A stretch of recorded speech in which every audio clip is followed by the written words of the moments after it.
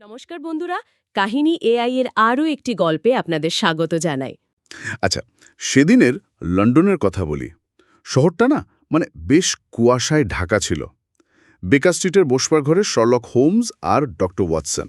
হুম, বেশ শান্ত পরিবেশ। ঠিক তখনই সেখানে এসে হাজির হলেন একজন মহিলা, এলিজাবেথ ফেয়ারফ্যাক্স। বেশ তরুণী, কিন্তু চোখে মুখে গভীর দুঃখের ছাপ। ওহ, কেন? কি হয়েছিল? তার বাবা স্যার রেজিনাল্ড ফেয়ারফ্যাক্স খুব বড় শিল্পপতি ছিলেন, তিনি নাকি হৃদরোগে মারা গেছেন। কিন্তু এই কথাটা বুঝলেন, এলিজাবেথ ঠিক মেনে নিতে পারছিলেন না। আচ্ছা, মনটা সন্দেহজনক মনে হচ্ছিল ওনার। হ্যাঁ, ঠিক তাই। আর সবচাইতে অদ্ভুত ব্যাপারটা কি বলুন তো? কি? যেদিন স্যার রেজিনাল্ড মারা গেলেন, ঠিক সেদিনই তার লাইব্রেরির একটা পুরনো ঘড়ি সেটা বন্ধ হয়ে গিয়েছিল। বন্ধ হয়ে গেছিল? কখন? কাঁটা দুটো একদম স্থির, ঠিক 3:13-তে। 3:13? বলেন কি? তারপর হোমস কি তদন্ত শুরু করলেন? হোমস যখন এই রহস্যটা নিয়ে ভাবছেন, ঠিক তখনই আরেকটা খবর এলো। আরেকটা মৃত্যু। কার?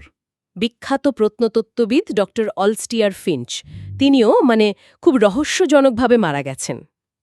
ই বাবা, আর তার ক্ষেত্রেও কি? হ্যাঁ, চমকে দেওয়ার মতো ব্যাপার হলো, ডক্টর ফিঞ্চের পড়ার টেবিলে একটা পুরনো মিশরীয় জলঘড়ি ছিল, সেটাও বন্ধ। আর সময়? নিশ্চয়ই 3:13। একদম, সেটাও ঠিক 3:13-তেই থেমে আছে। ভাবা যায়? দুটো মৃত্যু, দুটো ঘড়ি একই সময়। একদম 3:13। ব্যাপারটা তো বেশ ঘোরালো। ঠিক। হোমস এবার তদন্তে নেমে পড়লেন, আর জানতে পারলেন এই ফেয়ারফ্যাক্স আর ফিঞ্চ দুজনেই প্রায় 20 বছর আগে, অনেক দিন আগে, মধ্য এশিয়াতে একটা অভিযানে গেছিলেন। খুব বিপজ্জনক অভিযান ছিল সেটা। ও আচ্ছা। ওরা দুজন একসঙ্গেই? হ্যাঁ, আর শুধু ওরাই না, সঙ্গে ছিলেন মেজর জেনারেল কার্লটন আর এলিয়াস ভ্যান্স নামে একজন ভূতাত্ত্বিক। এলিয়াস ভ্যান্স? হ্যাঁ, কিন্তু এই এলিয়াস ভ্যান্স তিনি সেই অভিযান থেকে আর ফেরেননি। হুম সবাই ধরে নিয়েছিল উনি মারাই গেছেন। হুম হারিয়ে গেছিলেন তাহলে। কিন্তু আসল ঘটনাটা আরও ভয়ঙ্কর। হোমস একটা পুরনো ডায়েরি খুঁজে পেলেন, আর তাতেই বেরিয়ে এলো এক চরম বিশ্বাসঘাতকতার কথা। বলেন কি? কি লেখা ছিল তাতে? জানা গেল ফেয়ারফ্যাক্স, ফিঞ্চ আর কার্লটন ওরা তিনজন সেই অভিযানে কিছু খুব দামি খনিজ খুঁজে পেয়েছিল। আর লোভে পড়ে, লোভে পড়ে? হ্যাঁ, লোভে অন্ধ হয়ে ওরা গুরুতর আহত এলিয়াস ভ্যান্সকে মরুভূমির এক ভয়ঙ্কর বালির ঝড়ের মধ্যে ফেলে রেখে চলে এসেছিল, একেবারে অসহায় অবস্থায়। কি সর্বনাশ! কখন ঘটেছিল এই ঘটনাটা? সময়টা ছিল সেই 3:13। ও, তাহলে 3:13টা আসলে বিশ্বাসঘাতকতার সময়। ঠিক তাই। এই ঘটনার কিছুদিন পরেই মেজর জেনারেল কার্লটন একটা হুমকি চিঠি পেলেন। হুমকি চিঠি? তাতে কি ছিল? একটা অদ্ভুত সাংকেতিক চিহ্ন আঁকা, আর তার পাশে লেখা শুধু একটাই সময়, 3:13। 3:13? কার্লটন তো ভয়ে শেষ। হ্যাঁ, উনি ভাবলেন এলিয়াস ভ্যান্স মরেনি, সে ফিরে এসেছে প্রতিশোধ নিতে, আর ভয়টা অমূলক ছিল না। মানে? পরেই কার্লটনকে তার নিজের শোবার ঘরে মৃত অবস্থায় পাওয়া গেল। আর ঘরটা ছিল ভেতর থেকে বন্ধ। ভেতর থেকে বন্ধ। Locked room mystery. তাহলে খুনটা হলো কি করে? সেটাই তো রহস্য। আর ঘরের ভেতরে একটা অ্যাস্ট্রোল্যাব যন্ত্র ছিল, জ্যোতির্বিজ্ঞানের যন্ত্র। সেটার কাঁটাও স্থির হয়েছিল। 3:13-এ? একদম 3:13। বাড়ির বাইরে কিছু পুরনো মধ্য এশীয় মুদ্রা আর পায়ের ছাপও পাওয়া গেল। সব প্রমাণ যেন এলিয়াস ভ্যান্সের দিকেই আঙুল তুলছে। কিন্তু হোমসের নিশ্চয় সন্দেহ হলো। ঠিক ধরেছেন। হোমসের মনে হলো এই প্রমাণগুলো বড্ড বেশি সাজানো। আর ঘরের বাতাসে একটা হালকা রাসায়নিক গন্ধও পেলেন তিনি। রাসায়নিক গন্ধ? তার মানে? তার খুনি সাধারণ কেউ নয়, সে খুব ধূর্ত আর আধুনিক বিজ্ঞান রসায়নবিদ্যে জানে। হোমসের সন্দেহটা এবার অন্যদিকে মোড় নিল। কার দিকে? কার্লটনের ব্যক্তিগত চিকিৎসক ডক্টর এডমন্ড অ্যাশফোর্ড। বাইরে থেকে দেখতে খুব নিরীহ, সবার সাহায্যে এগিয়ে আসতেন।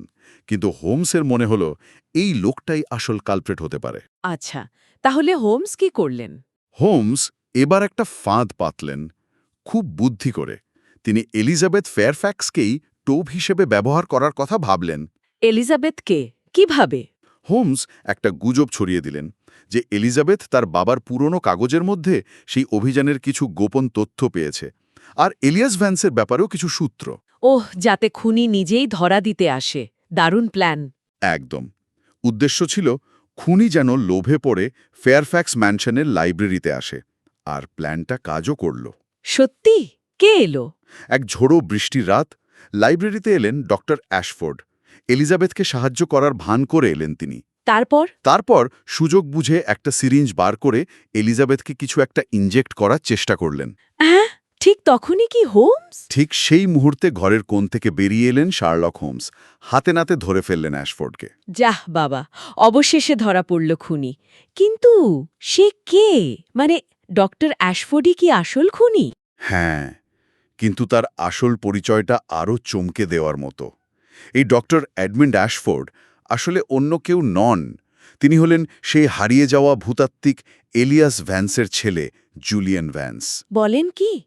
এলিয়াস ভ্যান্সের ছেলে? হ্যাঁ, বাবার সঙ্গে যে ভয়ঙ্কর বিশ্বাসঘাতকতা হয়েছিল তার প্রতিশোধ নিতে সে দীর্ঘ ২০ বছর ধরে পরিকল্পনা করেছে। নিজের নতুন পরিচয় তৈরি করেছে, ডাক্তারি পড়েছে, রসায়ন শিখেছে। ভাবা যায় ২০ বছর ধরে? হ্যাঁ, তারপর ধীরে ধীরে ফেয়ারফ্যাক্স, ফিঞ্চ আর কার্লটনের বিশ্বাস অর্জন করেছে। আর একে একে ঠান্ডা মাথায় তাদের খুন করেছে। আর প্রতিবার প্রমাণ হিসেবে রেখে গেছে ওই ৩.১৩ সময়টা? ঠিক, ওই ৩.১৩ সময়টা ছিল তার বাবার প্রতি হওয়া সেই চরম অবিচার আর বিশ্বাসঘাতকতার প্রতীক, একটা ভয়ঙ্কর প্রতিশোধের স্বাক্ষর। গল্পটি ভালো লাগলে ভিডিওটি অবশ্যই লাইক এবং আমাদের চ্যানেলটি সাবস্ক্রাইব করবেন। খুব শীঘ্রই আবার ফিরব নতুন একটি গল্প নিয়ে। আজ তাহলে আসি। ভালো থাকবে।